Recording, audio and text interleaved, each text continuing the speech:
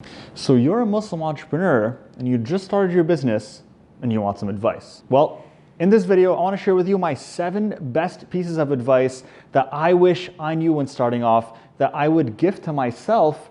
And today I want to give them to you so that you can avoid making the mistakes that I made when starting growing your business and hopefully achieve success much faster.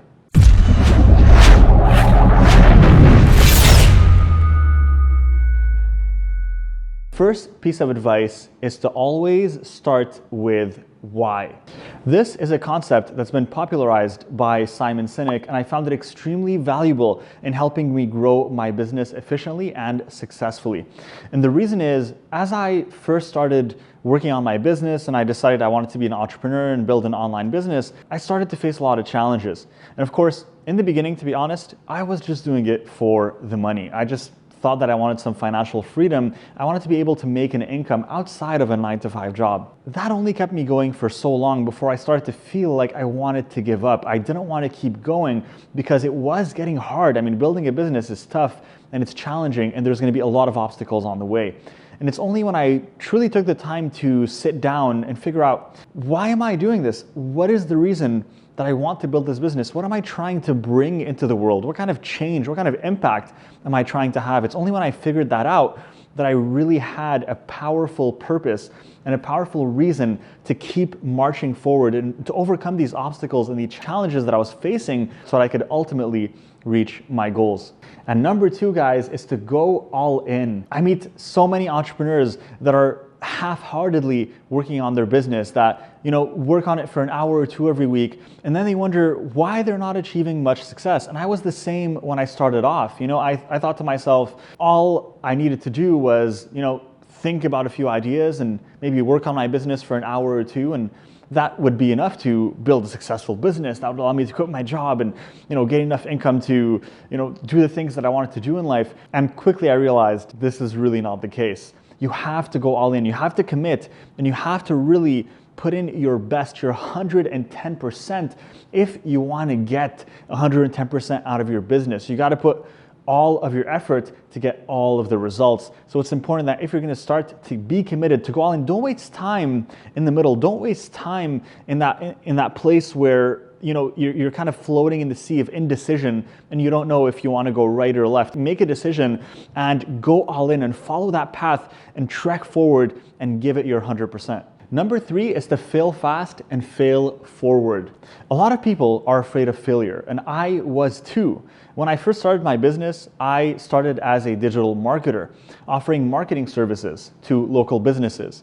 And every time I would talk to a potential client, I would get these local business owners on the phone. I would talk to these clients and they told me, sorry, I'm not interested. I saw that as a failure. And the problem is, I actually felt like a failure.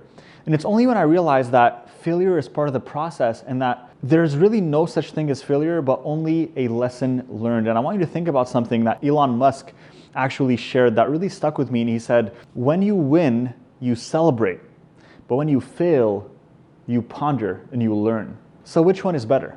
Do you grow when you celebrate, or do you grow when you ponder and you learn? And so look at failure as an opportunity for growth, and look at it as an opportunity to realize and pinpoint what are the things that you might be doing wrong and what should you be adjusting in your business.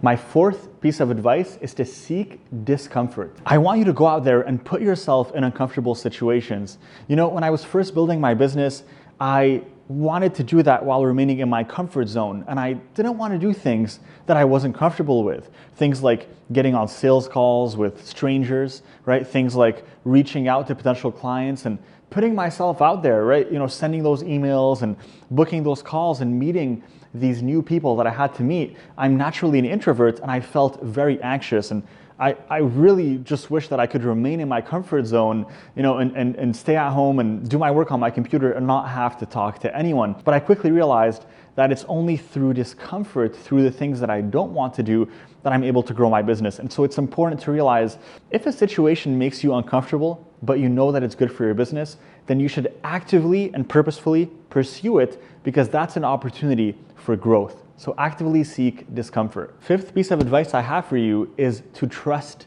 in Allah subhanahu wa ta'ala. When I was first starting my business, I was relying on myself. I was really counting on myself to succeed. I had this belief that all the results that I got out of my work and my business were directly based off of the work that I put in, based off of the effort that I put in, the actions that I took. And while this is true, as Muslims, we have to remember that Allah subhanahu wa ta'ala is in control of the outcome.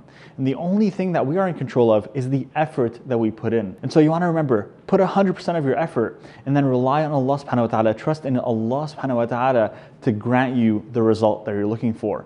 And remember that God teaches us, I am as my servant thinks of me. So it's important to remain optimistic and have that positive belief in Allah subhanahu wa ta'ala, in God, to grant you what you seek. Have that positive mindset and that positive relationship with your Lord that allows you to be optimistic about the results that you get from your business. And that's going to make a dramatic shift in your business, just like it did for mine.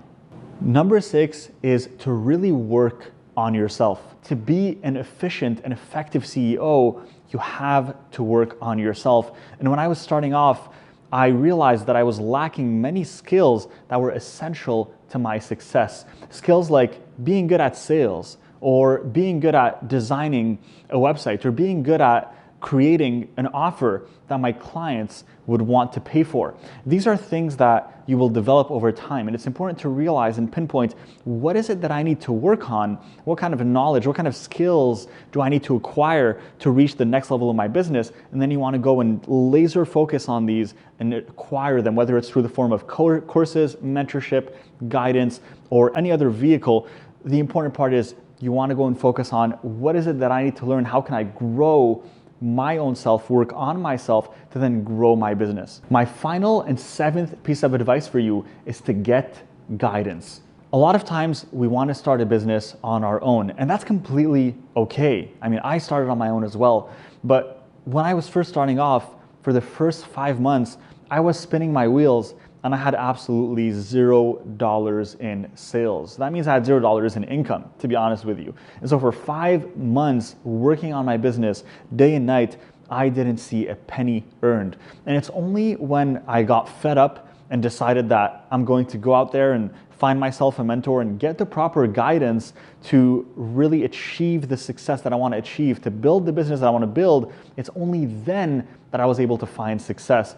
And really the easiest and best way to achieve a goal, to get a certain result, is go and find someone else who's achieved that goal and get their guidance, get their help, get their mentorship. So if you're someone, for example, who wants to become an author, maybe you're going to go and reach out to other authors that have done that before, that are accessible to you, or that you could possibly email, that are not too huge so they can take the time to reply to you, and you want to see if they would be open to helping you, to mentoring you, so that you can do the same, inshallah. So this completes my 7 pieces of advice for Muslim entrepreneurs that are just starting off and starting growing their businesses, and 7 tips that I wish I knew when I was starting and that could have saved me months of hard work and effort. Now, I want to tell you guys, if you want more training on this, if you want more training on growing your business, and you want to understand what steps should I take, what is the path that I need to follow, then I'm also going to link a free 45-minute training in the description below this video so that you can go ahead and watch that. And I'll share with you the steps that I followed to grow my own halal online business to 6 figures,